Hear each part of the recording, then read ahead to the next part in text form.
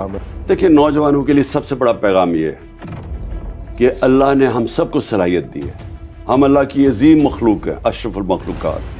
हमारे अंदर है कि हम कुछ भी कर सकते हैं। हम अपनी बड़ी ख्वाब रखें, उस ख्वाब के पीछे जब जाएं हार ना मानें, किसी सूरत माशरे में नाइंसाफ़ी को कबूल ना करें। अल्लाह ने जहाद फ़र्ज की है मुसलमानों पर, और जहाद है क्या? जुल्म और नाइंसाफ़ी के सामने खड़ा होना। जब एक मुल्क के ऊपर चोर मुसल्लत किए जाते हैं और कौम भेड़ बकरियों की तरह सो जाती है, वो कौम खुदकुशी कर लेती है, उस कौम का फ्यूचर ख़त्म हो जाता है। तो सबसे बड़ी मैं नौजवानों को ये कहूँगा कि पहले तो बड़ी ख्वाब रखें, खुददारी पैदा करें। कभी भी आपको दुनिया के किसी और मुल्क में चले जाएंगे, आपको वो इज्जत नहीं मिलेगी जो अपने मुल्क में। तो अपने मुल्क के लिए लड़ें, कभी हार ना माने, और किसी सूरत जुल्म और नाइंसाफ़ी ये ना हो कि आप उसका मुकाबला ना करें, क्योंकि ये एक कौम की मौत है। मैं आजाद पाकिस्तान में पैदा हुआ था, मेरे माँ बाप गुलाम हिंदुस्तान में पैदा हुए थे, और जब हिंदुस्तान की हम गुलामी कर रहे थे तो 2 दफा जब बरतानिया ने 2 जंगों के अंदर शिरकत की, पहली जंग अजीम और दूसरी जंग अजीम, लाखों लोगों ने यहां से लड़े और अंग्रेज के लिए कुर्बानियां दी, लेकिन कभी उनको किसी ने नहीं पूछा, ना कभी इनका शुक्रिया अदा किया गया, क्योंकि हिंदुस्तान गुलाम था। गुलामों की कोई इज्जत नहीं होती।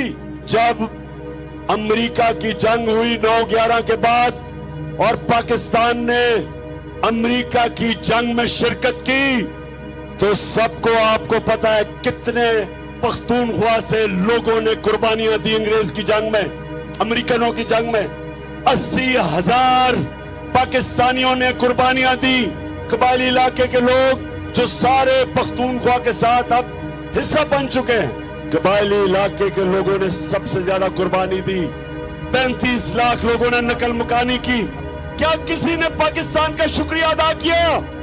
क्या अमेरिका ने कहा कि शुक्रिया पाकिस्तान, आपने 80,000 अपने लोग कुर्बान कर दिए, 3 गुना ज्यादा हमारी फौजियों ने कुर्बानी दी बनिस्बत जो अमेरिकन अफगानिस्तान में जिनकी जानें गई।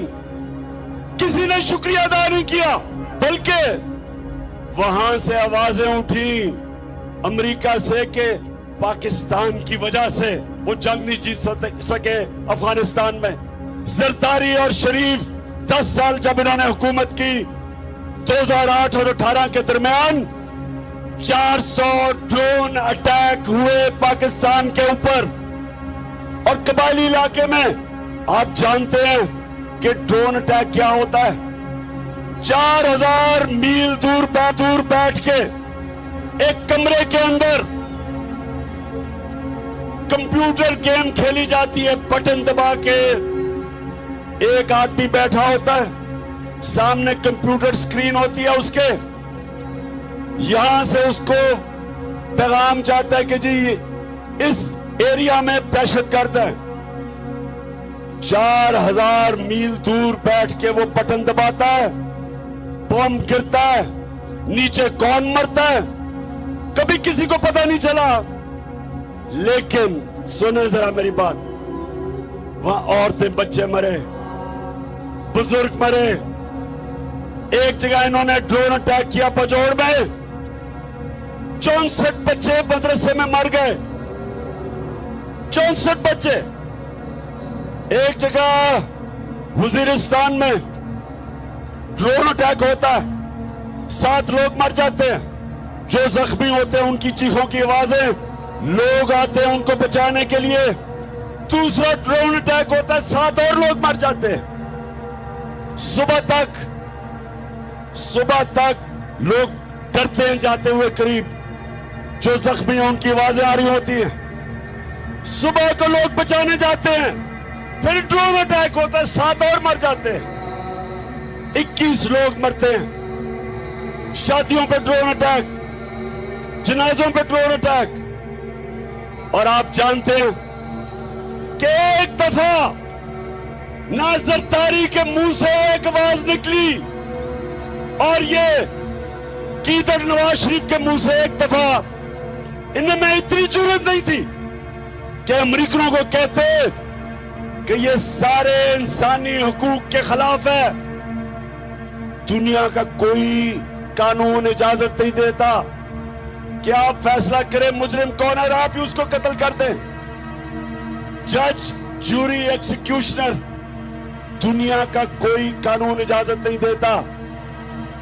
लेकिन इस मुल्क पे जिनके लिए हम जंग लड़ रहे थे, 400 ड्रोन अटैक हुए, एक दफा इन दोनों ने जुर्रत नहीं की अमेरिका को कहने के लिए कि क्या आप अपने मुल्क में दहशतगर्द के ऊपर ड्रोन अटैक करेंगे।